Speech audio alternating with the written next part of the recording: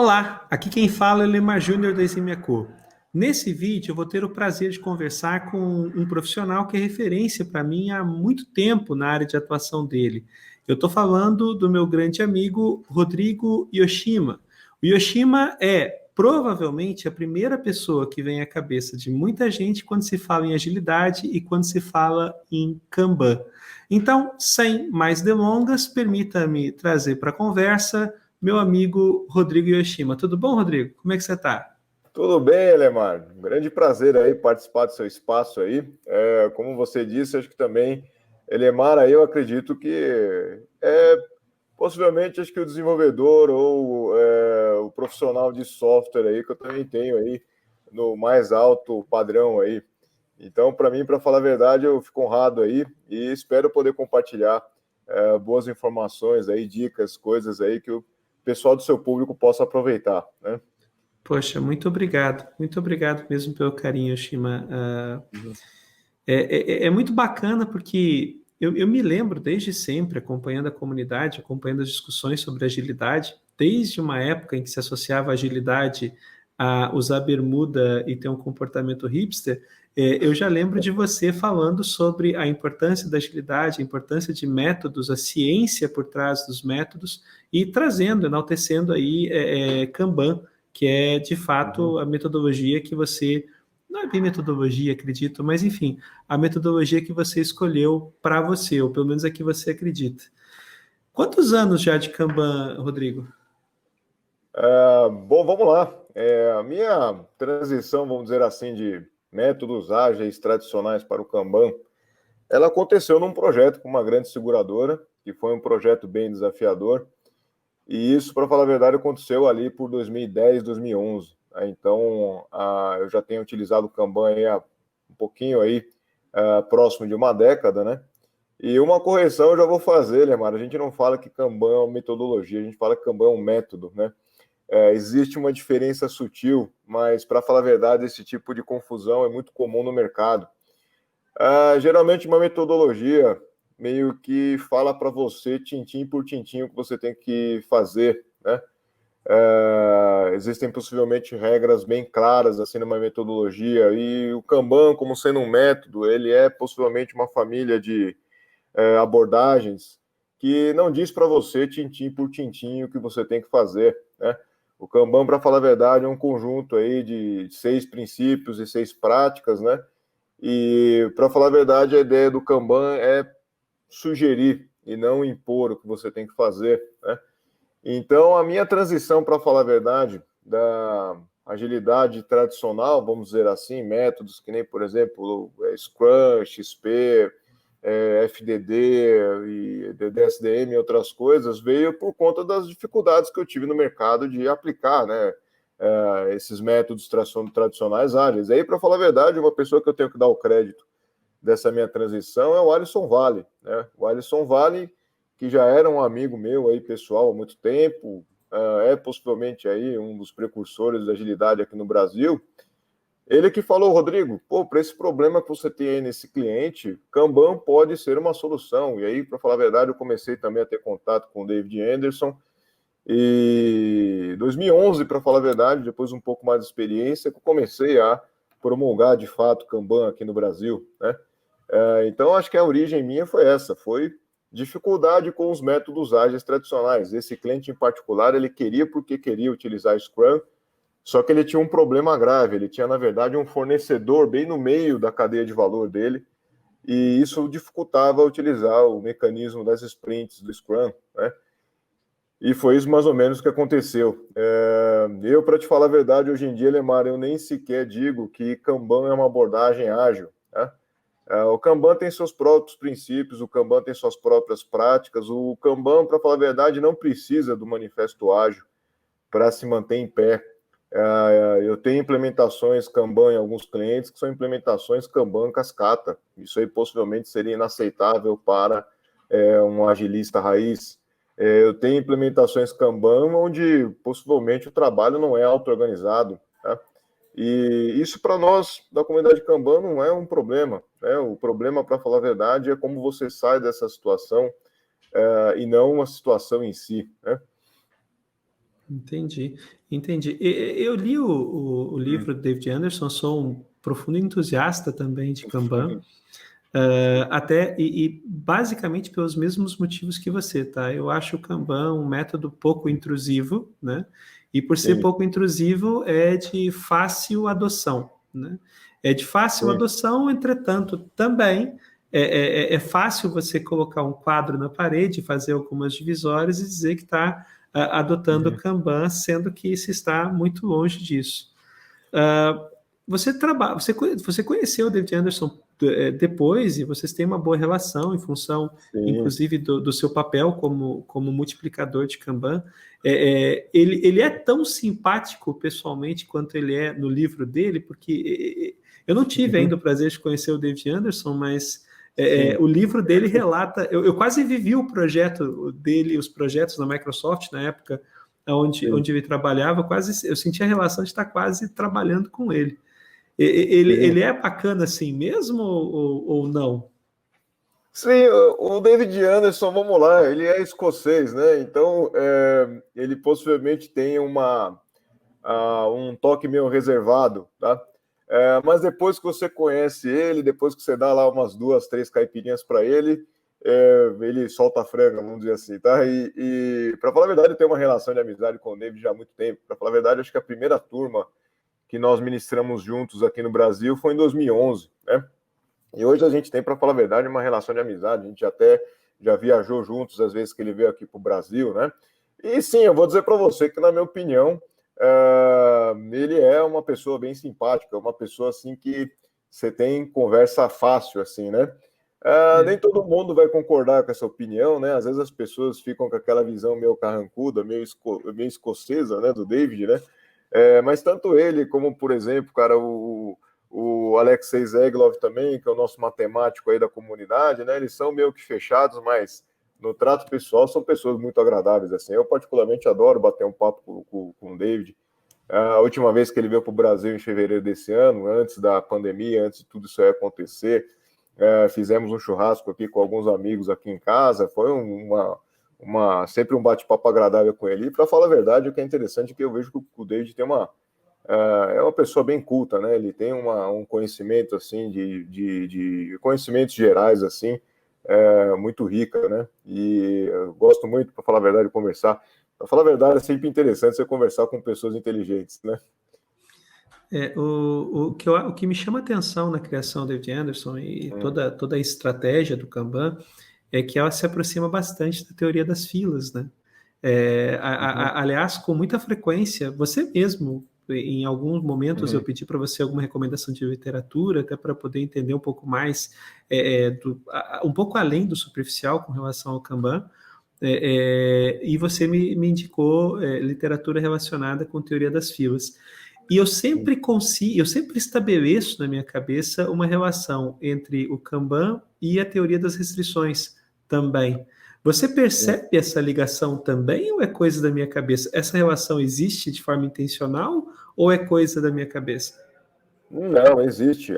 Para falar a verdade, acho que esse grande insight ah, sobre a teoria das filas veio, para falar a verdade, de um outro cara que também é um grande influenciador da comunidade Kanban, que é o Don Heinertsen, né? O Don Uhum. Heinertsen, a forma que geralmente eu apresento o Don Heinertsen no mercado hoje é a seguinte: se o Don Heinertsen fosse um pouco mais marqueteiro nos anos 90, não teria razão do Manifesto Ágil existir. Porque, assim, se você quiser saber a teoria, a matemática, por que a agilidade funciona, você vai recorrer, inevitavelmente, à teoria do Don Heinertsen. Tá? O Don Heinertsen explica por que a auto-organização é uma boa solução. O Don Heinertsen explica por que, por exemplo, sprint do Scrum pode ser um bom mecanismo, que basicamente é uma estratégia para você diminuir o tamanho de lote. O Don Heinertsen explica sobre custo do atraso, o Don Heinertsen explica sobre também a teoria das filas. E assim, Alemar, para falar a verdade, esse insight que você está comentando é possivelmente o maior insight que nós temos sobre gestão do trabalho, conhecimento, possivelmente, cara, nos últimos 40 anos.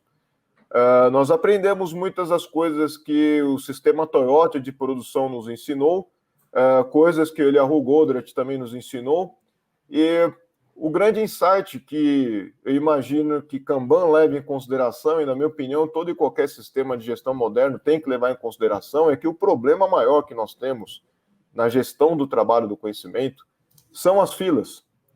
Às vezes a gente fica imaginando que o trabalho não flui porque as pessoas não têm motivação, às vezes a gente imagina que, olha, o trabalho não flui porque existe alguma coisa que nós estamos errando em estimativas, por exemplo.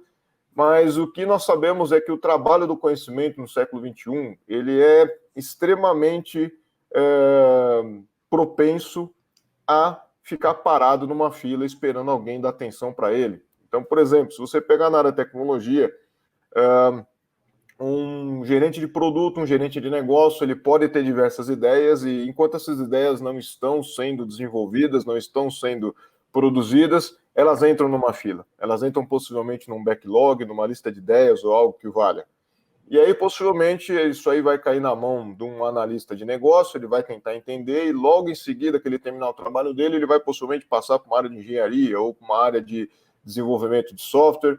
E geralmente essas etapas elas têm velocidades diferentes e possivelmente vai ter um buffer lá, né, no termo de tecnologia, no meio dessas duas áreas. E mesmo depois que você faça tudo, você vai possivelmente enfrentar uma fila entre o front-end e o back-end hoje em dia, você vai enfrentar uma fila possivelmente envolvendo a qualidade, uma fila envolvendo a validação do cliente, e no final de tudo isso aí, se você não tiver um DevOps muito bem robusto, ainda vai entrar numa fila aguardando ser publicado ou algo do tipo. Ou seja, o que nós aprendemos, para falar a verdade, que é esse grande insight, é uma métrica bem simples que se chama eficiência do fluxo. E a eficiência do fluxo seria basicamente a relação entre o tempo que o trabalho fica de fato na mão das pessoas e o tempo que o trabalho fica em fila. E é uma porcentagem. Geralmente no mercado, nós enxergamos que a eficiência do fluxo, principalmente no trabalho de tecnologia, é uma eficiência baixa. Alguns estudos que nós temos mais antigos da Kanban University diz que essa eficiência do fluxo ela flutua entre 5% e 15%. Ou seja, se você tem uma eficiência do fluxo de 15%, significa que 15% do tempo o trabalho está na mão das pessoas e 85% do tempo o trabalho está lá sentado numa fila esperando alguém dar atenção para ele. E isso foi possivelmente um dos insights que o Eliyahu Goldratt teve com a teoria das restrições. Ele, para falar a verdade, bastante focado em encontrar restrição. Na maioria das vezes a gente traduz restrição como gargalo. E isso também foi parte do trabalho do Taishi Ono na Toyota e também esse insight que o David Anderson teve junto com o Don Heinertsen sobre o que possivelmente nós temos que gerenciar mais num sistema são as suas filas. E essa é uma das razões que o Kanban tem uma prática, a segunda prática do método Kanban é limite o trabalho em progresso. Porque se você limitar o trabalho em progresso, quantas coisas você tem comprometidas e não entregues, possivelmente você vai minimizar esse impacto das filas. E se você pegar a literatura do Don Heinertsen, por exemplo, né, o Don Heinertsen vai falar para você lá que geralmente as filas são as coisas que causam maior impacto no seu sistema. E se você controlar o trabalho em progresso, invariavelmente você vai estar também controlando nas filas. Então, o que acontece? O grande vilão que nós temos hoje não é necessariamente a falta de colaboração, não é necessariamente a falta de entendimento, não é a motivação das pessoas. O primeiro suspeito que você vai ter, possivelmente para sua falta de produtividade, para sua falta de fluidez, para sua falta até de agilidade, vamos dizer assim, são as filas, né? E isso é engraçado, porque se você for analisar, por exemplo, o método ágil mais utilizado no mercado hoje, que é o Scrum, o Scrum é interessante, você tira de uma fila, que é o Product Backlog, e joga numa outra fila na Sprint Planning, cara, que é o Sprint Backlog. Ou seja, você está notando que logo de cara o processo já prega duas filas na sua estrutura, né? Na sua estrutura. E geralmente são essas discussões mais profundas que eu não vejo a comunidade ágil se questionar, né? Não tem nada de errado assim, cara, na estrutura do Scrum. A única coisa é que se você olhar o Scrum com as lentes do Kanban, você vai começar a entender algumas outras coisas mais profundas, né? Aí você bateu num ponto que eu acho que é fundamental, né? Eu me lembro que o grande momento uau que eu tive com relação a Kanban foi quando eu me dei conta, de fato, e o argumento é lógico e razoável, né? De que, cara, o tempo demandado para se executar, para se entregar uma feature, ele é muito menos o tempo de trabalho das pessoas, mas é o tempo da tarefa parada, né? Isso.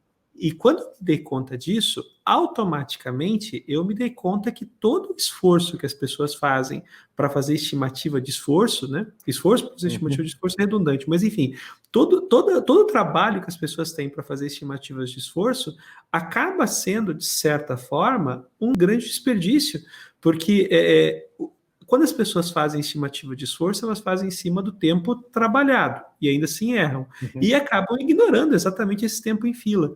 E aí foi um outro tadá, né? Porque eu me lembro de uma forma muito impactante com relação à fábrica, né? Eu atendi durante muito tempo indústria. Eu me lembro claramente de ver o nervosismo de diretores de operação passando dentro da fábrica e encontrando na frente das máquinas aquelas pilhas de material esperando para a produção, né? E eu lembro que isso deixava eles nervosos porque aquilo era exatamente dinheiro parado, era necessidade de capital de giro, né, para Sim, se poder exatamente. fazer aquele produto sair. E aí eu comecei a pensar, porque na época eu era super entusiasta de Scrum também, eu tive essa fase, né? E eu comecei a pensar, cara, peraí, deixa eu entender uma coisa. Se eu tenho um sprint de 2 semanas e eu termino uma tarefa, termino uma funcionalidade Uhum. na primeira semana, eu vou, se eu assumir que eu vou fazer o deploy somente no final do sprint, automaticamente eu estou deixando uma tarefa parada, empilhando por 2 semanas. E aquilo foi, naquele momento, o jeito, eu não Uhum. estou dizendo Scrum, mas o Sim. jeito que eu enxergo o Scrum, que também é outro ponto importante a se observar, né? Uhum. Todos os métodos, metodologias evoluem com o tempo. Então, mas a forma como eu entendi Scrum, a leitura que eu tinha de Scrum, ela perdeu boa parte do propósito. Né? E aí eu comecei a perceber como fazia mais sentido essa ideia do fluxo continuado de features e você Uhum. começar a medir development time, mais um monte de coisa para começar a perceber aí medidas de eficiência. Agora, e esse é um ponto interessante, né? Tipo, tudo faz tanto sentido e é tão lógico Uhum. que me assusta um pouco o fato de que essa ideia ainda não é a ideia preponderante da indústria. A indústria ainda Uhum. insiste, pelo menos os clientes com quem eu tenho contato, ainda insiste em fazer estimativas precisas, e se gastam horas e horas e horas de profissionais qualificados fazendo estimativas, e todo um planning que nunca fecha, enfim. Uhum. O que falta na tua interpretação, Yoshima, para que as pessoas parem de pensar no esforço do trabalho e comecem a pensar em filas? Qual é o que está faltando para o mercado entender isso? Ah, bom, vamos lá. O ponto que você pegou é um ponto bem crucial e possivelmente é o grande ahá que você comentou aí, quando as pessoas participam do treinamento com a MP1, por exemplo, tá? Ah, é, as pessoas elas começam a entender mais quando elas possivelmente entendem o impacto das filas, porque o que você comentou é o termo correto. Por que que estimativas muitas vezes não dão certo, tá? As pessoas geralmente pensam que as estimativas não dão certo porque minha pessoa lá, o meu trabalhador não consegue estimar direito, então ele erra, né? Ou eles imaginam que não, quando a gente tiver uma certa maturidade, quando acontecer, quando a gente tiver aquela situação perfeita, as nossas estimativas vão funcionar, né? Mas o ponto que você falou é o ponto correto. Se a gente tem uma eficiência do fluxo de 15%, mais ou menos, e a gente tem uma obsessão em saber o tamanho das coisas, ou o esforço das coisas, porque quando você se foca em esforço, você está se focando no tempo que o trabalho fica na mão das pessoas, e não nas filas. Lemar, eu nunca vi na vida uma pessoa dar a estimativa da seguinte forma: olha, para fazer são 2 dias, mas vai ficar 10 em fila. Ninguém dá estimativa desse jeito. As filas é o ponto cego, as filas possivelmente é aquilo que ninguém está olhando. E você comentou sobre, olha, o estoque, o inventário em progresso numa indústria é muito significativo, porque aquilo é peça e possivelmente tem uma linha lá, cara, no seu balanço patrimonial falando inventário em processo. E nas empresas de tecnologia, nas empresas do trabalho do conhecimento, não tem isso. As pessoas simplesmente imaginam que não, como nós somos uma empresa de serviços, como nós somos uma empresa de bens intangíveis, a gente não tem inventário em progresso. Mas tem. Toda e qualquer coisa que você prometeu para o cliente e não entregou ainda é inventário em progresso. Tudo aquilo que você começou e não terminou ainda seria inventário em progresso. Então, as pessoas não estão possivelmente ligando muito para esta pequena variável, que é o trabalho em progresso, na gestão do conhecimento, porque possivelmente não pega no bolso deles. Eles imaginam que começar uma feature e não terminar é uma coisa que tem impacto baixo, né, no sistema, tá? Agora, respondendo essa pergunta, o que falta? Talvez a explicação esteja na sua própria percepção, tá, Elemar? Você fala assim, pô, mas é tão lógico, mas é tão simples, é tão claro. E uma das coisas que eu aprendi nos últimos 5 anos, Elemar, é que ciência não vende, cara, tá? Não é isso que o mercado vende, cara. O mercado, ele se impressiona por aquilo que todo mundo está usando. O mercado, cara, se impressiona por aquilo que vai fazer o seu nome aparecer na Forbes, tá? O mercado se impressiona com, olha, eu posso falar que eu sou um unicórnio ou algo do tipo, né? Olha, quanto de dinheiro eu consegui capturar, cara, de VC, né? E o que eu imagino, Elemari, para falar a verdade, eu tenho até preparado a estratégia da minha empresa para isso, é que o mercado vai ter que bater cabeça ainda, entendeu? O mercado ainda vai ter que possivelmente insistir ainda no erro durante algum tempo, até existir possivelmente uma motivação emocional, cara, para mudança, ou a dor ser muito forte, e aí sim as pessoas vão começar a procurar alternativas, né? Então, isso que você comentou de tentar entender filas, tentar entender o tempo das coisas, olhando para o sistema e não olhando para a opinião das pessoas, isso possivelmente é uma grande mudança aí de mindset, né? E o que eu tenho notado é que cada vez mais alunos que aparecem aqui nas Percom para entender sobre isso, eles saem possivelmente com essa luz de, olha, tem alternativas para isso. O grande insight que possivelmente a gente tem com o Kanban é que para você ser previsível, você não precisa de estimativas. Para você ser previsível, você tem que ter métricas de observação do sistema e a partir dessas métricas de observação do sistema, você consegue fazer previsões futuras, né? Agora, sim, você perguntar para mim o que falta, para mim o que eu imagino é isso. Acho que as organizações ainda vão poder, talvez, gastar algum dinheiro utilizando ideias, cara, de 20 anos atrás, ou elas podem começar, de fato, inovar na forma de trabalho, inovar nos seus processos e começar a procurar alternativas. Agora, um ponto que eu acho legal a gente continuar a discussão, Elemar, aqui, não vamos criar uma dualidade, cara, ou para falar a verdade, uma falsa dicotomia entre ágil, Scrum, Safe, modelo Spotify e coisas correlatas e o Kanban. Tá? O Kanban, para falar a verdade, ele aceita. O Kanban é um método, cara, sem ideologia. Tá? Você pode utilizar Kanban com cascata, você pode utilizar Kanban com Safe, pode utilizar Kanban com Scrum, você pode utilizar Kanban com qualquer coisa, porque, cara, o que eu noto no Kanban é que o Kanban não fica martelando para você o que você tem que fazer. O Kanban, para falar a verdade, ele é uma abordagem de gestão de mudança, ele não é um método encaixotado, tá? Por isso que eu vou discordar um pouco de você, Lemar. Se uma empresa quer começar com Kanban, cara, inicialmente colando post-it na parede, ou hoje, cara, usando lá o Trello, para nós não é uma implementação Kanban, não Kanban. É uma implementação Kanban, mas possivelmente é uma implementação Kanban rasa. Uma implementação Kanban não madura, pode ajudar a organização em alguns aspectos, mas ela possivelmente pode se beneficiar mais se ela estiver aprofundando a sua implementação Kanban, tá? Então, o que acontece? Não existe... Isso aí é uma falsa dicotomia, achar que é um contra o outro. Tá? O Kanban, para falar a verdade, na minha opinião, ele é bem democrático. Ele vai colar na sua empresa do jeito que a sua empresa é hoje, né?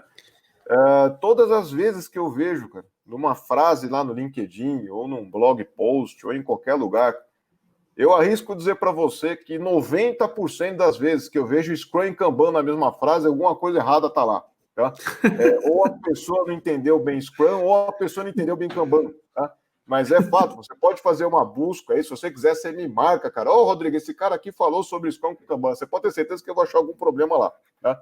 Ou a pessoa não entendeu direito Scrum, ou ela não entendeu direito Kanban. Eu não. A minha crítica com relação ao Kanban, não com relação ao Kanban, mas com relação a essa simplificação da implementação do Kanban, Sim. o Kanban como quadro, o Kanban como post-it na parede e para aí, é porque eu tenho a impressão que as pessoas acabam olhando o Kanban muito mais como o quadro Kanban, né, que aliás é outra questão, né, o quadro Kanban versus o método Kanban.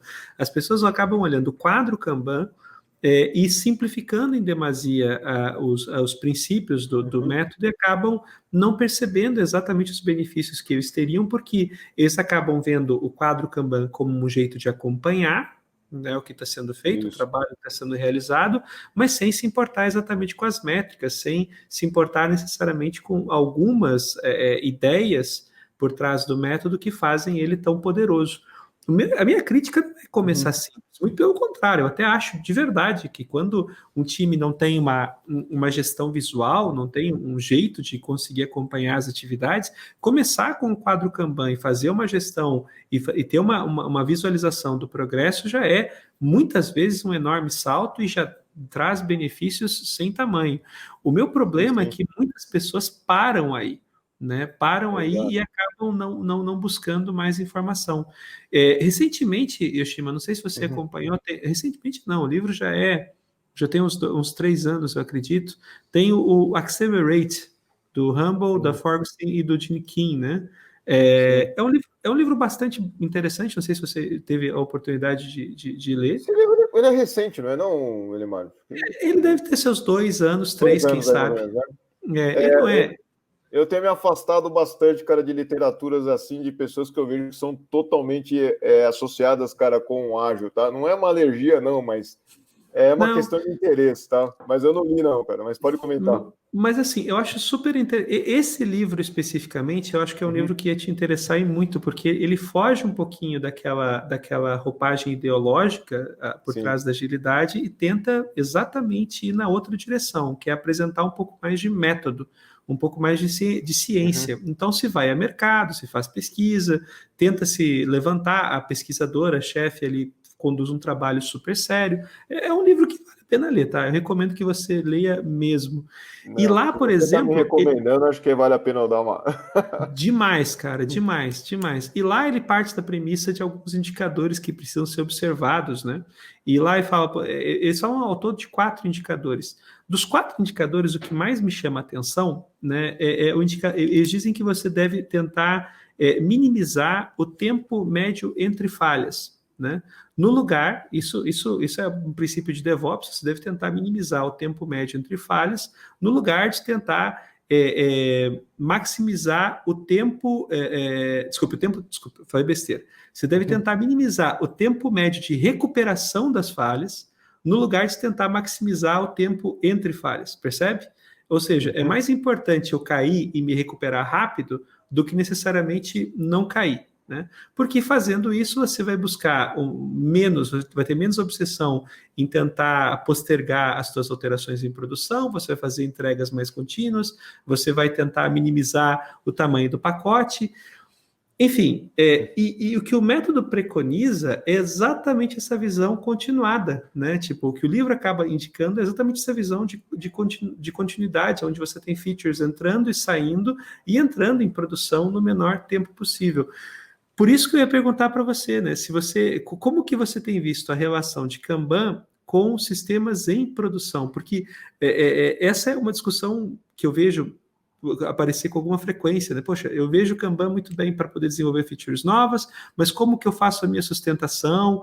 O time é o mesmo? Eu falo, se o time é o mesmo, o recurso é o mesmo, o quadro é o mesmo. Essa é a minha leitura. Mas qual é a sua? Como que você lida com essa situação de sustentação, de recuperação de falhas, de bugs, enfim, entrando dentro do quadro Kanban? Vamos lá. Não, pergunta interessante. Acho que é uma pergunta rica e possivelmente acho que o seu público aí vai se beneficiar da resposta, tá?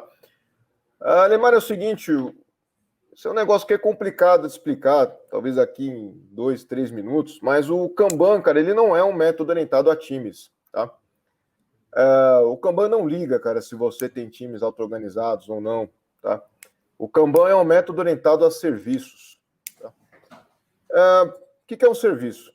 É o seguinte, possivelmente eu posso entrar lá no site da Eximia e vou ver lá que vocês fazem alguns serviços. Tá? E possivelmente você deve atacar segmentos diferentes. E isso para nós é o que nós consideramos um serviço customer facing, tá? O serviço que dá a cara para o cliente. Tá? E o que acontece? Por exemplo, eu aqui nas Percom eu tenho o serviço de treinamentos. Dentro de treinamentos eu tenho turmas abertas e turmas corporativas. Também tenho o serviço de consultoria e também tenho o serviço de organização de eventos. Né? O Lean Kanban Brasil também está embaixo do nosso guarda-chuva aqui. E o que acontece? Possivelmente, para cada um desses serviços, eu tenho um segmento de mercado. Eu tenho um tipo de cliente, possivelmente. Né? E é nisso que nós queremos fazer com o Kanban. Nós queremos orientar a nossa implementação Kanban ao cliente. É isso que acontece possivelmente quando você faz a transição para a maturidade 3 no modelo de maturidade Kanban. Ou seja, o que acontece? Quando nós falamos em fluxo, nós não estamos falando sobre o fluxo no departamento de TI, nós não estamos falando no fluxo dentro de um squad ágil, nós estamos falando de fluxo na perspectiva do cliente.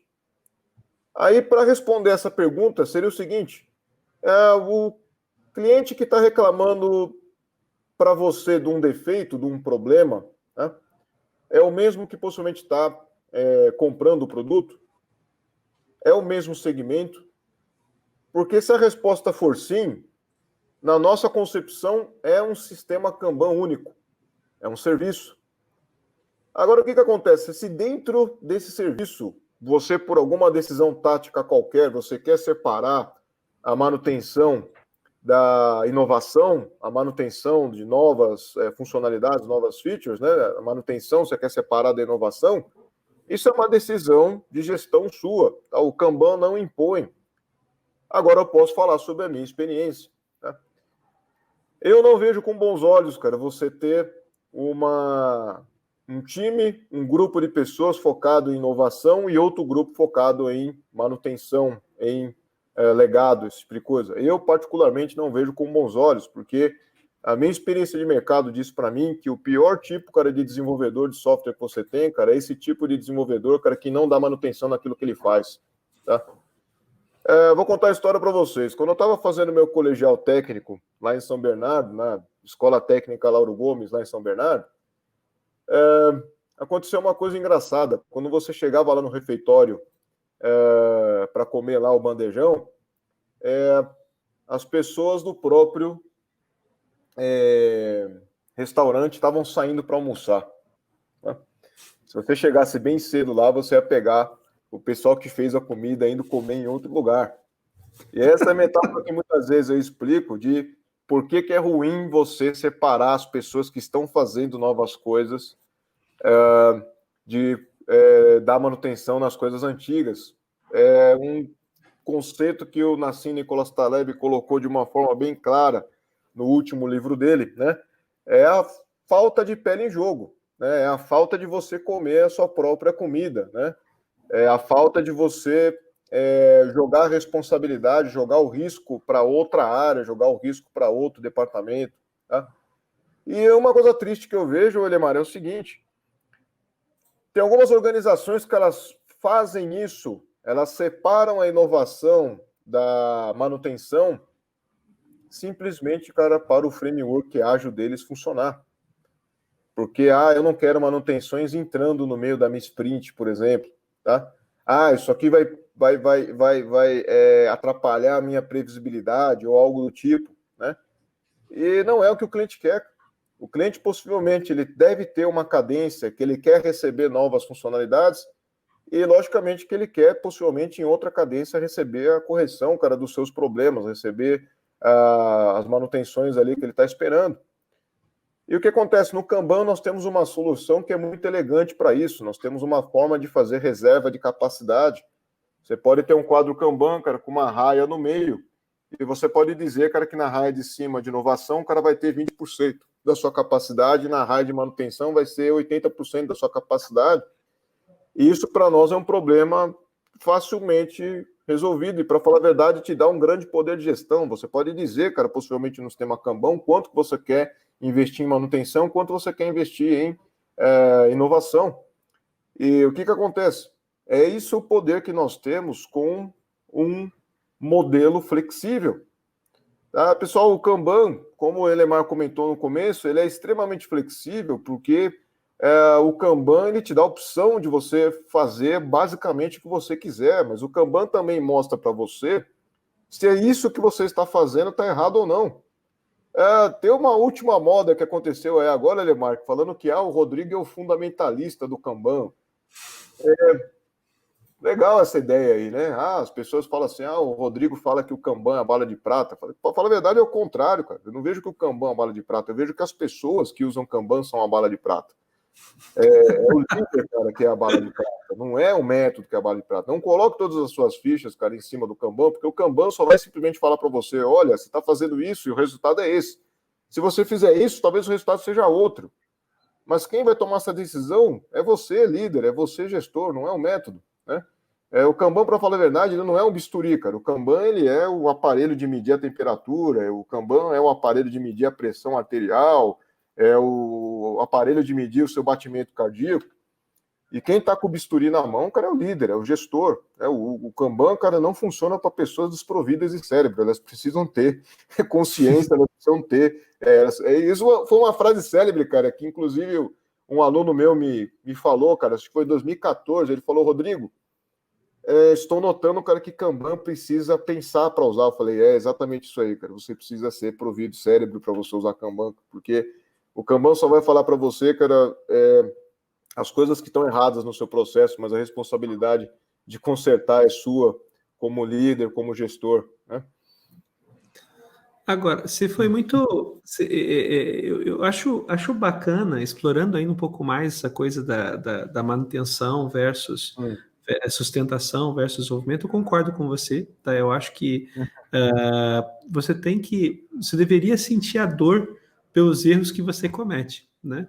Cometer erros não é problema, né? O processo de trabalho do conhecimento, nosso trabalho, ele está suscetível à ocorrência de falhas, talvez até com mais frequência, dependendo do tipo de projeto, desafio, volume de inovação, enfim, você tem que ser mais tolerante a falhas. Agora, de certa forma, você impedir que as pessoas que geram as falhas sintam a dor de corrigir essas falhas faz com que você não crie nenhum incentivo para que essas pessoas tomem cuidado e melhorem o processo. Quando você fala sobre essa questão de ver as coisas todas como sendo o mesmo fluxo e orientar essa saída pelo cliente, não necessariamente pela empresa, essa é outra analogia incrível também, porque você deixa a liberdade para que o cliente possa dizer o que ele valoriza mais. Se ele valoriza a correção de um bug ou se ele valoriza a introdução de uma feature nova. Eu, pelo menos, já tive em diversas situações onde me entregavam features novas e eu dizia, cara, de pouco adianta você está me entregando essa feature nova se aquele bug que eu te reportei para você já há alguns dias ainda não está nem sequer priorizado. Isso é interessante. A visão de que você tem, eventualmente, uma carga mínima, né? Eu acho que esse cenário é outro ponto interessante. Algumas equipes estão tão imersas em problemas, em ambientes com problemas, que se por acaso se admitir por padrão que bugs sempre têm prioridade, há aquele receio de não se conseguir entregar nada novo nunca, né? Porque sempre tem bugs novos surgindo que vão acabar atravessando e entrando na frente. Mas eu acho que a grande lição mesmo acaba ficando nessa visão. Cara, o Kanban vai permitir que você deixe com que o cliente consiga, ou o interessado, o stakeholder, diga o que é mais relevante para ele em cada momento e, eventualmente, até distribuir uma carga e uma divisão. Um conceito que, assim, na teoria parece muito fácil, mas que na prática, geralmente as pessoas encontram dificuldade quando tentam trabalhar com Kanban, é tentar reduzir a variabilidade, né? Uma das coisas, até onde eu entendo sobre Kanban, que colabora para você ter previsibilidade a partir do read time e tudo mais, você ter uma variabilidade menor no tamanho das atividades. Como que você... Primeiro, isso continua válido, isso é ainda uma percepção válida com relação a Kanban. E segundo, como que você tem visto as empresas lidarem com essa variabilidade e com essa uniformização da variabilidade das tarefas? Vamos lá. Primeiro, deixa eu fazer um comentário anterior, que você comentou. Essa visão do cliente, ela é importante, Elemar, porque, a gente não está, cara, no mercado para fazer o ágil funcionar, ou para fazer o meu método preferido funcionar, ou o meu framework de escolha funcionar, né? O negócio que tem sido, um movimento que tem acontecido, que eu achei até um tanto irônico, cara, no mercado, é que as pessoas começaram a tentar o ágil meio by the book, né? Então, procura lá o treinamento certificado, procura quem que é o melhor cara de agilidade no Brasil para aprender. E me parece que as organizações, cara, não conseguiram resolver a maioria dos seus problemas com o ágil by the book, e aí, cara, eles começaram a criar termos novos, né? A business agility é um termo que eu tenho escutado bastante, e o problema que eu vejo, possivelmente, é essa falta de visão do mercado, né, cara? O cliente nunca comprou um produto porque estava escrito na caixa, feito com Scrum, ou feito com testes automatizados, né? E eu acho que o que falta possivelmente hoje no movimento ágil é você começar a colocar essa visão, cara, do cliente no centro, porque não é possivelmente, cara, o PO, que é o representante do cliente, como ele de fato é, tá?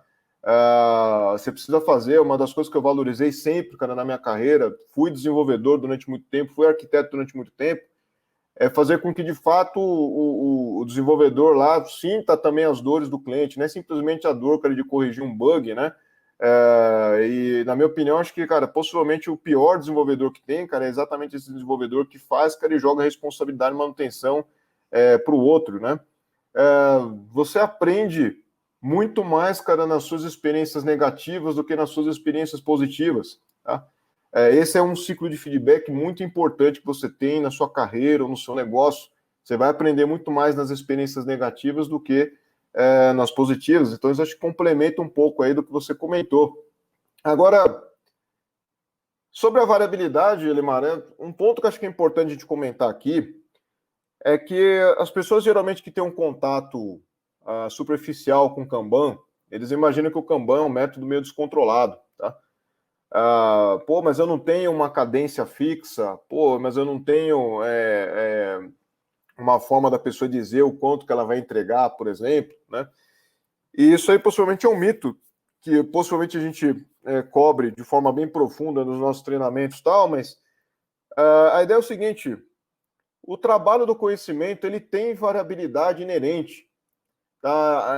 Quando a gente pega um produto de tecnologia, quando a gente pega uma campanha de marketing, quando a gente pega uma contratação de RH, quando a gente pega uma ação penal, cara, uma ação civil para analisar como trabalho, o trabalho do século XXI ele tem uma variabilidade inerente, porque a gente não está fazendo tampinha de Coca-Cola, né? Cada vez que a gente pega um trabalho do conhecimento novo para fazer, é um trabalho novo, é um trabalho que você possivelmente nunca fez antes, né? Não tem valor você fazer um produto, jogar fora e fazer de novo, tá? Não tem aprendizado, cara, com isso. E o que acontece? A causa raiz da variabilidade pode ser diversas causas, tá? Uma foi o que a gente já citou, as filas. As filas geralmente é uma das causas, cara, de variabilidade. Quando você vai dar, por exemplo, prazo, cara, de uma viagem de táxi, muitas vezes você não pergunta quantos quilômetros são, porque você sabe que no meio vai ter semáforo, vai ter trânsito, pode ter acidentes e tudo mais.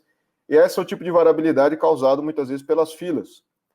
Agora, um outro mito que aconteceu no mercado é que, olha, para as métricas do Kanban funcionar, para você ter um lead time significativo, para você ter uma vazão significativa, para você poder analisar um CFD de forma inteligível, o mito que surgiu foi todos os lotes têm que ser iguais. Ou todos os lotes têm que ser mais ou menos do mesmo esforço. Tá? Pessoal, isso é um mito. tirar do cara na raiz, porque o que nós preocupamos com o Kanban não é com o esforço das coisas, é com a natureza das coisas. Tá? Pessoal, eu já cansei e já fiz isso possivelmente mais de 100 vezes. Eu pego um gráfico de lead time que diz, cara, o quanto que as coisas tomaram de verdade de tempo, ou seja, desde o momento que eu me comprometi a fazer até o momento que eu entreguei, e eu cruzo essa informação com o esforço estimado que as pessoas deram lá para a tarefa. Pode ser em story points, pode ser em horas, pode ser o que for. E as pessoas muitas vezes quando imaginam, olha, eu vou fazer um gráfico aqui para enxergar a correlação entre essas coisas, olha, eu vou conseguir ver, cara, que as coisas pequenas foram mais rápidas, as coisas médias foram mais ou menos, e as coisas grandes tomaram mais tempo. A maioria das vezes, para falar a verdade, pessoal, todas as vezes, não é a maioria, todas as vezes que eu fiz esse tipo de gráfico, comparando o esforço com o prazo, a correlação foi baixíssima. Tá? A correlação foi baixíssima. O que acontece, pessoal? Se você comparar, eu até criei uma metáfora em cima disso, tá? Muito tempo atrás, tá? Entre cachorro e camelo, tudo é animal. Tá? Ou seja, animal seria como se fosse uma natureza das coisas. Ou seja, se entrar no teu sistema aquilo que você considera entre um cachorro e um camelo, possivelmente a variabilidade ela vai ser dissolvida entre as suas filas e você não precisa ficar se preocupando, cara, se aquilo é uma lhama, se aquilo é um porco, se aquilo é uma ema, entendeu? Então, se você se preocupar um pouco mais com a natureza das coisas que o teu cliente te pede, isso vai ser possivelmente uma das soluções que você tem para a variabilidade. É lógico, pessoal, que não dá para comparar 2 ratos com um elefante, nessa metáfora aqui que eu usei. Mas se as coisas tiverem ali uma natureza mais ou menos parecida, pode começar a medir o lead time disso, pode começar a medir a vazão disso, pode também controlar o seu trabalho em progresso usando essa unidade, que vai funcionar, Agora, essa não é a única fonte de variabilidade que nós temos, né? Uma variabilidade que é comum é dependência, né? Possivelmente isso é a dor, cara, que muitas empresas sofrem. Olha, para eu fazer meu trabalho, eu posso até ser ágil, mas olha, tem algumas demandas que entram que eu preciso do departamento legal, que eu preciso do departamento de compras, que eu preciso da minha área de produto ou do cliente. E geralmente isso aí nós tratamos do Kanban como um bloqueio, e na maioria das vezes que a gente analisa uma curva de distribuição de lead time, você vê que essas demandas que sofreram bloqueios no meio do processo são as demandas que caem na cauda da distribuição. E geralmente isso também é outro ponto cego, porque muitas vezes você não consegue de antemão saber todas as dependências que o processo vai ter, né? Mais uma vez cai no mesmo problema que a gente falou no começo, são filas, né? Todas as vezes que você depende de uma outra área, depende do cliente, depende de qualquer coisa, o trabalho para, e esse é o grande problema do trabalho do conhecimento. O trabalho para, ele bloqueia. Às vezes acontece também da organização se comprometer com coisa que ela não sabe fazer, tá? Quantas vezes eu fiz isso, pessoal, no começo das Percom, história aí talvez de 20 anos atrás, não, você tem esse treinamento, Rodrigo? Tenho, empresa de baixa maturidade, entendeu? Tem esse treinamento, Rodrigo? Tenho. Nunca mais eu fiz isso, pessoal, possivelmente que era nos últimos 10 anos, tá? Segmente melhor o seu mercado, entenda quem que é o seu cliente, para você não ter, cara, que fazer correria de tentar adquirir tecnologia que você não sabe, por exemplo, tá? Isso é especialmente um recado, talvez, para empresas de outsourcing, tá? Saiba o segmento que você atua, saiba as tecnologias que você domina, não diga, cara, que você sabe fazer, cara, um sistema web em COBOL, porque o cliente está pedindo, né? O sistema web COBOL foi bacana. É bacana você mencionar sobre, voltando lá para o início da sua resposta, falando sobre aquela relação dos profissionais de tecnologia e propósito de agilidade. Eu me lembro de algumas vezes conversando com pessoas que trabalham com agilidade sobre o propósito da agilidade, e não é incomum que as pessoas respondam para mim coisas do tipo, eu quero transformar a experiência de desenvolver software, a experiência de criar solução numa experiência mais agradável. Eu quero que os desenvolvedores se sintam mais confortáveis para poder fazer o trabalho. E olha, em nenhum momento, para que fique claro, em nenhum momento eu acho que esses não sejam objetivos nobres, né? Mas parece que as pessoas esquecem, por alguma razão, que, no final do dia, como profissionais, a gente precisa ajudar as empresas onde a gente trabalha a ganhar mais ou gastar menos, né? Porque efetivamente dessa distância entre o que a gente ajudou a empresa a ganhar mais ou gastar menos é da onde sai a nossa remuneração, né? Sim. Mais uma vez, é importante que a gente saiba que existem limites para se buscar esse objetivo, mas esse deveria ser efetivamente o foco, né? Quando você tenta adotar uma metodologia que vai dar mais vazão, porque entregando features com mais frequência eu vou ter menos coisa parada em fila é desperdício, eu combato desperdício, eu gero riqueza para todo mundo, né? Inclusive para o próprio profissional. E esse é um ponto para lá de curioso. A outra questão que você menciona é essa questão das cicatrizes, né? Eu sempre digo que são as cicatrizes contra a história do guerreiro. Eu tenho o maior orgulho das coisas boas que eu fiz na vida, mas sem sombra de dúvidas aqui, o que agrega mais valor nas minhas consultorias, nas suas também, são as besteiras que a gente já fez, né? E as pessoas precisam experimentar mais. Esse é outro ponto que eu acho que também é crítico. As pessoas precisam experimentar mais para conseguir entregar mais valor. E aqui, Yoshima, já nossa conversa está voando, né? O tempo está voando. Agora que eu Mas, olhei o relógio aqui, eu fiquei impressionado. cara, eu não quero de forma nenhuma. Eu tenho duas perguntas a mais que eu gostaria de fazer para você. A primeira delas ah, você já deu uma boa pista, mas eu acho que é bacana retomar. Na sua experiência, trabalhando com tantas empresas que desenvolvem software, buscando mais entrega, né?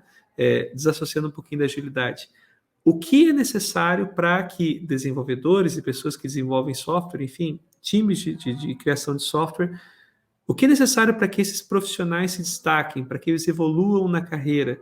O que as pessoas deveriam prestar atenção e provavelmente por alguma razão não estão prestando, estão ignorando? Quais seriam os seus conselhos como um veterano da área de desenvolvimento de software, veterano de Kanban, enfim? Vamos lá. Uma coisa que eu particularmente valorizo muito é a capacidade da pessoa de solucionar problemas, tá?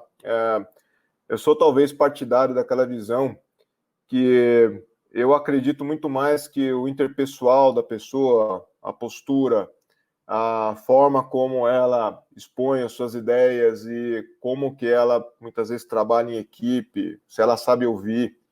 Na minha opinião, isso é uma coisa mais valorosa do que a parte técnica, tá? Pessoal, a parte técnica é extremamente importante, mas na minha opinião isso é uma coisa que dá para correr atrás, tá? Vou compartilhar com vocês mais ou menos o espírito que geralmente eu tenho, cara, quando eu faço projetos, tá? Meu estilo de liderança que acho que possivelmente eu desenvolvi em mais de 25 anos aí de carreira.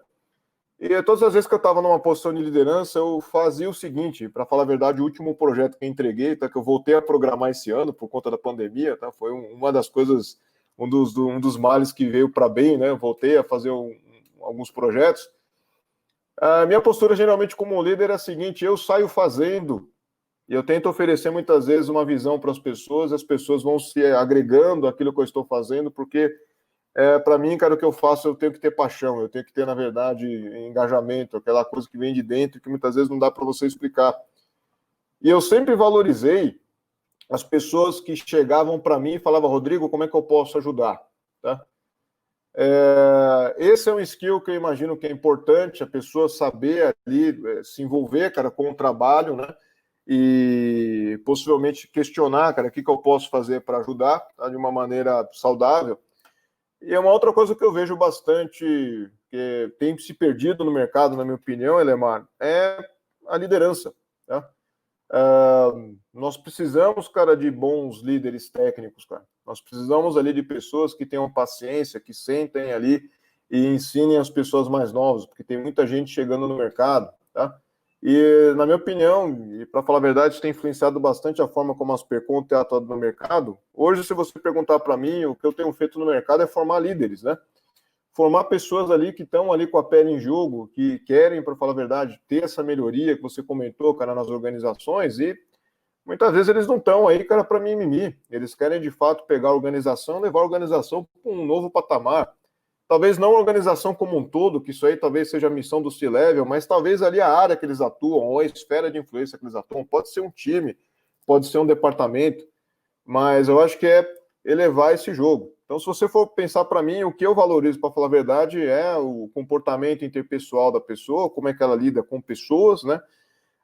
Possivelmente o lado técnico seria em segundo lugar, e em terceiro, para mim, eu acho que se você quiser brilhar na carreira, você vai ter que desenvolver capacidades de liderança. Como é que você faz as pessoas seguirem na direção que você está indo, tá?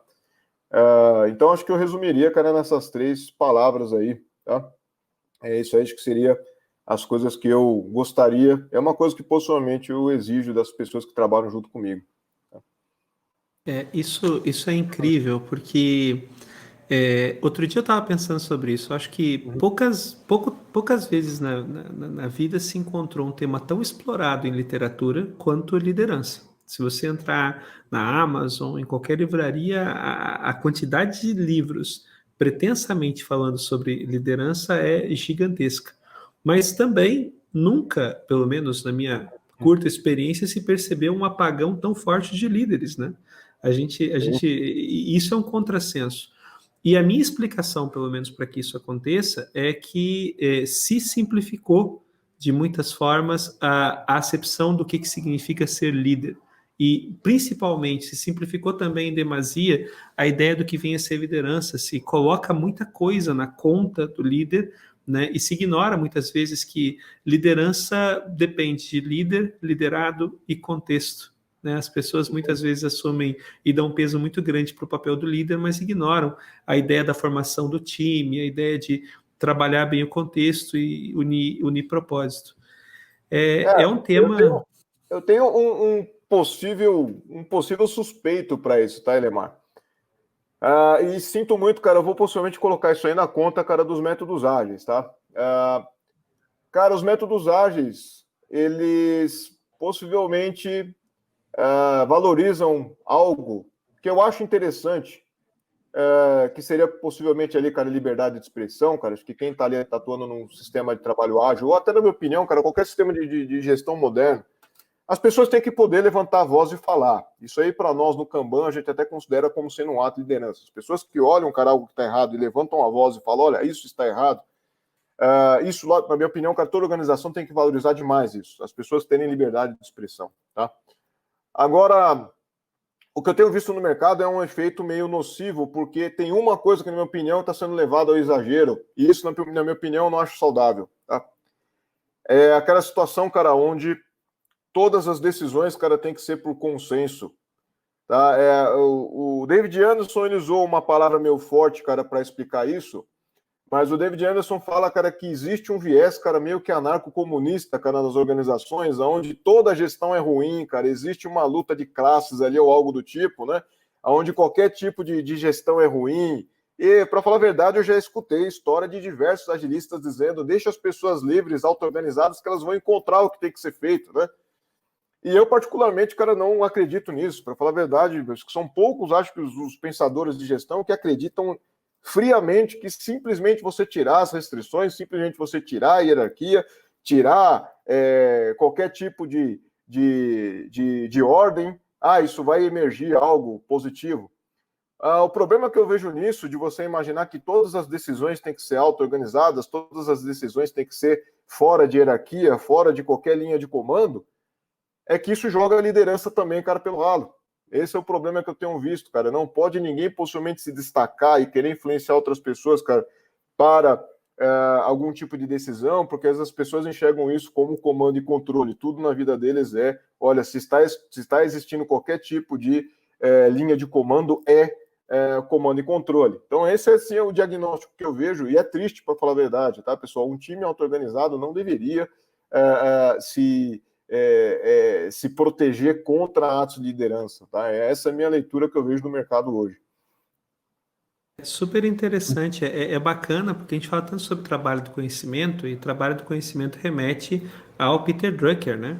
E o Peter Drucker escreveu, na década de 40 ainda, ele escreveu um livro chamado Gestor Eficaz, em que ele manifesta como gestor, logo que você começa a ler o livro, ele já apresenta como gestor, na verdade, todo mundo que tem dentro da organização capacidade de decisão e que tem demanda de decisão também. Então, se você tem liberdade em algum escopo para tomar alguma decisão que vai influenciar o resultado do teu time, da tua organização, você é um gestor. Não implica necessariamente que você vai ser um gestor de outras pessoas, mas você, em certa medida, faz a gestão do teu próprio trabalho. E agora... Essa é uma frase que a gente acredita muito no Kanban, tá, cara? Isso é uma coisa que a gente tem que resgatar, cara. Todo profissional do conhecimento, ele tem a capacidade de ser um gestor, né? Inclusive, cara, possivelmente o seu gerente, possivelmente a pessoa que trabalha lá com produto, né? Qualquer pessoa deveria ter essa capacidade. E o interessante é que o Drucker vai apresentar esse conceito lá na década de 40, né? Então, ou seja, não tem muita coisa de novo aí, né? Não é inédito falar sobre esse princípio de que você precisa ter pessoas que tomem decisões, até porque em empresas de conhecimento você não contrata braços, você contrata cabeças, né? Se você tem uma empresa de conhecimento e você está contratando braço, você está fazendo algo de muito, muito desviado, algo de muito errado. Tem outro conceito que eu também gosto muito, que é o conceito de liderança situacional, né, que foi apresentado lá num livro clássico chamado Psicologia para Administradores, que é do Ken Blanchard, que depois acabou enviesando para uma linha de autoajuda, escrevendo coisas como Gerente Minuto, enfim. Mas o Ken Blanchard, lá no início, cara, ele apresentou o conceito de liderança situacional e ele fala exatamente que as pessoas, a liderança, ele tem uma frase que eu acho genial, ele diz que nada mais desigual do que você tentar tratar pessoas que são diferentes de forma igual, né? Então, ele fala que dentro de uma organização, você tem pessoas que vão variar na necessidade de liderança em variar os níveis de direção e de apoio, que eu chamo de direção e apoio. Ele fala que quando alguém está começando numa função, você precisa dizer claramente o que você precisa que essa pessoa execute e como, e não cabe muito espaço para que você faça gestão democrática, pedindo para que a pessoa emita uma opinião sobre a tarefa, enfim, porque ela mesma não se sente confortável para opinar sobre uma tarefa da qual ela não tem maestria ou não tem domínio, né? Então, isso vai variando. Então, depois você dá mais apoio, depois você reduz um pouco o nível de direção e, finalmente, você vai trabalhar com delegação. É que aí tem outro problema, né? Porque se assume que o bom líder é aquele que delega, né? Só que as pessoas confundem delegar com delargar, né? E aí você tem um bloco gigantesco de confusões acontecendo. Eu tinha um amigo que brincou uma vez dizendo que Sociedade dos Poetas Mortos estragou uma geração de professores. E Monge Executivo estragou uma geração de líderes. Eu não sei se a coisa é exatamente essa, mas ela vale. Não, Elemar, para falar a verdade, para mim, na opinião, foi antes, cara, tá? Foi aquele aqui mexendo no meu queijo, cara, que estragou a nossa geração, cara, eu acho, tá? Pois é. Eu tive uma metáfora empacotada que possivelmente as pessoas compram leitura de aeroporto e possivelmente elas definem, cara, a vida delas, definem, cara, a forma que elas vão agir em literatura de aeroporto, né? Não, daí realmente não dá, né? Não dá. Mas, Yoshima, aproveitando, tem uma pergunta que eu faço sempre, né? E que eu gosto muito de fazer, principalmente quando eu converso com pessoas que são originais e que, em muitos aspectos, são mais inteligentes do que eu, né? Que é a seguinte: quase sempre as melhores respostas que eu obtenho são aquelas que são dadas para perguntas que eu não tive capacidade de fazer. Então fica a questão: o que eu deveria ter te perguntado que eu não perguntei e qual seria a tua resposta? Ô, louco, interessante. O que você deveria me perguntar, cara, que não perguntou, né? O que eu quero da vida, acho que seria. Olha, ótimo. O que você quer da vida, então, meu amigo Yoshima? Alemar, eu acho que essa resposta possivelmente não dei, cara, em lugar nenhum, tá? Uma das coisas que eu mais gosto, cara, na minha vida é fazer as pessoas pensarem, tá?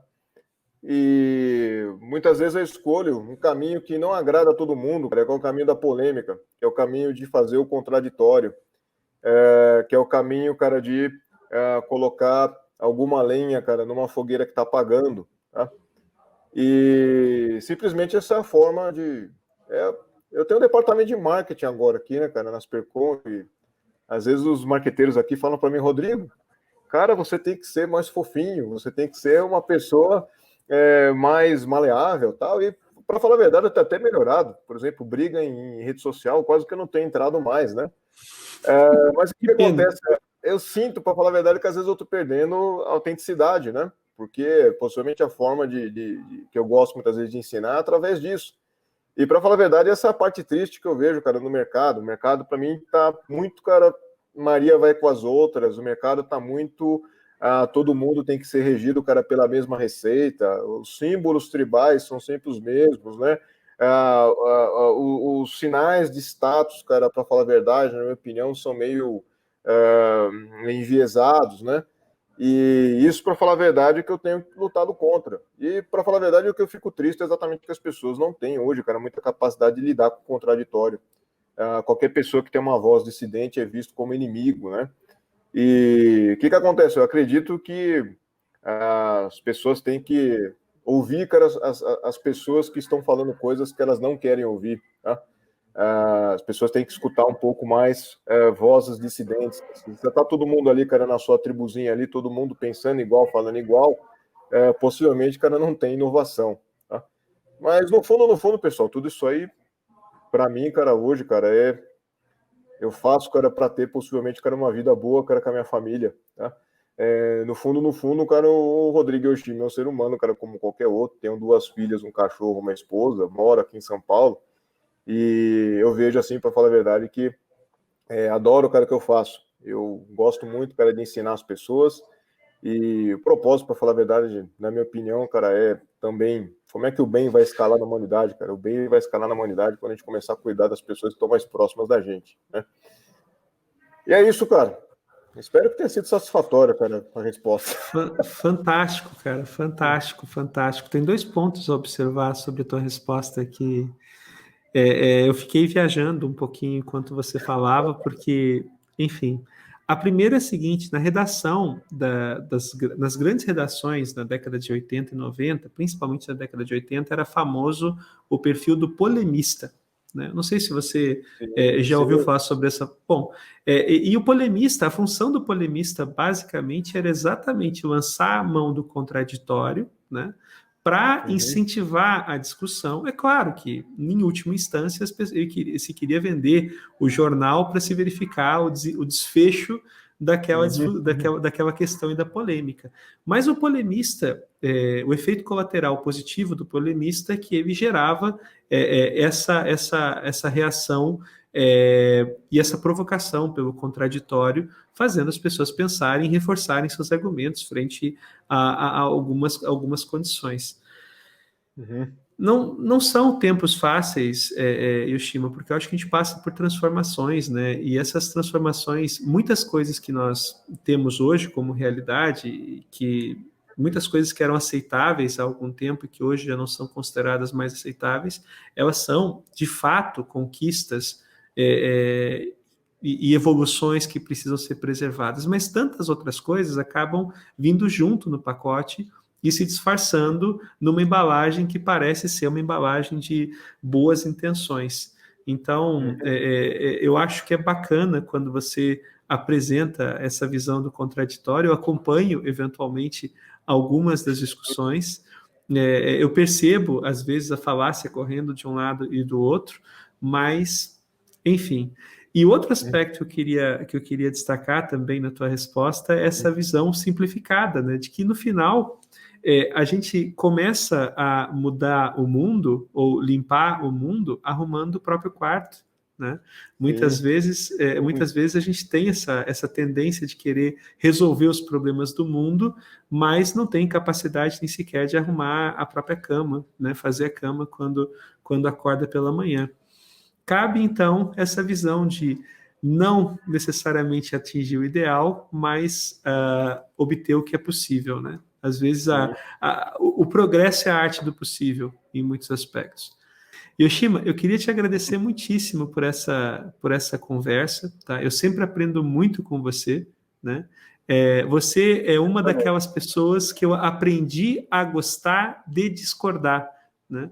Porque quando eu discordo, de certa forma, eu tenho exatamente esse espaço de pensamento que me permite enxergar as coisas sobre um ponto de vista diferente. Muito obrigado pela gentileza de ter vindo aqui conversar com a gente. Tá? Eu queria falar sobre um monte de outras coisas, queria falar sobre Kinefin, queria falar sobre modelo de complexidade, mas já fica de cara o convite para uma outra conversa. Quero convidar também você, eu agradeço muito aí a sua oportunidade aqui no seu canal aqui, e eu quero convidar você, possivelmente com mais algumas pessoas, para falar sobre liderança técnica, tá? Então fica o seu convite que eu vou te chamar lá para o canal do Aspercom para a gente fazer um bate-papo sobre isso aí. Mais do que aceito, mais do que aceito. Beleza? Então tá bom? legal, Neymar. Muito obrigado aí, cara, por tudo aí. Adorei as perguntas aí, participar aqui do teu espaço. Tá bom. E olha só, Yoshima, veja a que nível chega um programador mais experiente. A gente termina essa conversa com eu brincando de YouTuber, pedindo para que as pessoas que ainda não se inscreveram no canal se inscrevam, quem não ativou as notificações, ative. Parece que dessa forma o YouTube avisa quando um conteúdo novo é lançado. É isso Muito aí. obrigado e, pessoal, até a próxima. Valeu, pessoal. Valeu, Neymar.